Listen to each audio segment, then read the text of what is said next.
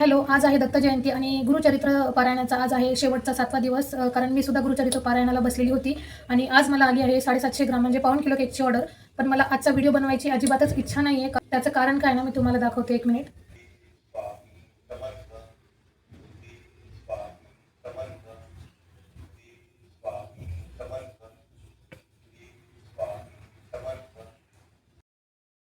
तर पाहिलात ना मंडळी, तुम्हाला सुद्धा मी आता दाखवले त्याप्रमाणे कळसावरती हलकीशी जरी स्वामींची प्रतिमा दिसली ना, तर मला एक कमेंट करून नक्की सांगा. कारण मला सारखं असं दिसल्यापासून असं वाटतं की मला एकटीला दिसते की काय. तरी मी माझ्या फॅमिलीमध्ये बऱ्याच जणांना शेअर केलं तर ते स्वतः सुद्धा सांगतात की हो, एकदम हुबेहूब दिसते अशी. पण तरी मला विश्वास बसत नाही, कारण ह्यांचे त्यांचे फोटो पाहून मला सारखे वाटायचे की हे खोटे बोलतात, काही पण शेअर करतात असे संकेतचे वगैरे.